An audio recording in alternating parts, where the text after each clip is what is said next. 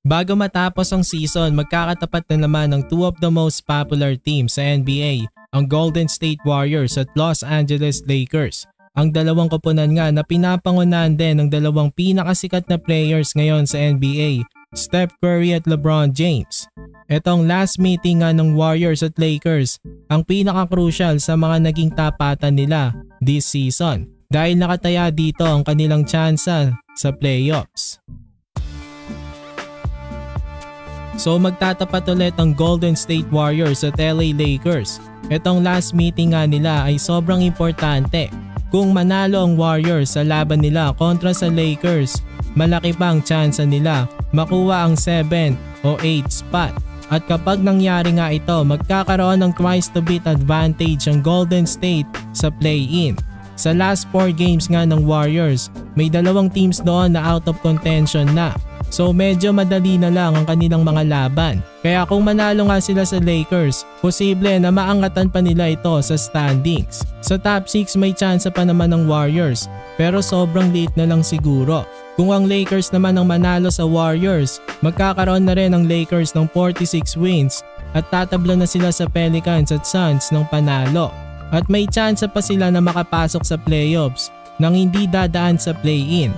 At kung sakaling hindi naman sila makaabot sa top 6, sobrang laki naman ang tsansa nila na makakuha ng at least twice the beat advantage sa play-in. Ang kailangan mangyari para makapasok ang Lakers sa top 6 ay dapat matalong Suns, Pelicans at Kings ng 2 beses sa kanilang last 4 games. Tapos syempre dapat may panalo rin ng Lakers ang kanilang last 3 games para maiwasan ang play-in at dumiretso na sa playoffs. Posible pa rin talaga na makuha ng Lakers ang 6th spot ng standing sa West dahil kung titignan natin ang mga natitirang laro ng Suns, Pelicans at Kings, may mga malalakas pa silang teams na makakalaban. Sa Suns, 2 beses pa nila makakatapat ang Clippers. Tapos makakalaban pa nila ang Kings at Timberwolves.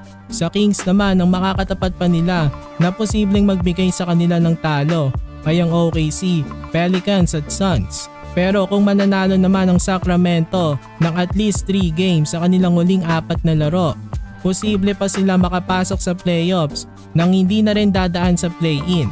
Pag nangyari ito, hindi na makakapasok naman ang Lakers sa top 6.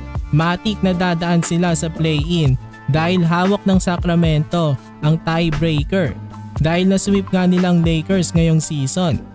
At sa remaining games naman ng Pelicans, kung sakali nga na manalo ang Lakers sa Warriors, kakailanganin na nila siguro ng tulong din ng Warriors na talunin ang Pelicans. Pero again, baliwala ang mga yan kung hindi naman may pa-perfect ng Lakers ang kanilang last 3 games. Ang pinaka-importante ng gawin ng Lakers ay i-perfect talaga ang mga natitira nilang games bago umasa na matalo ang mga kadikit nila sa standings. Ang iba pang mga scenarios para naman sa Suns, ang kailangan na lang nilang gawin para naman ma-secure ang kanilang spot, kailangan manalo sila ng at least 3 games sa kanilang huling 4 na laro.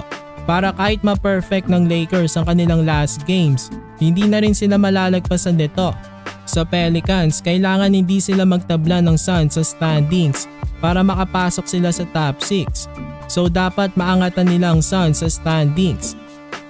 Itong mga teams na napag-usapan natin ngayon, lahat naman sa kanila ay may chance pa talaga makapasok sa playoffs nang hindi na dadaan sa play-in. Nakasalalay na lang talaga yan sa kanilang mga kamay.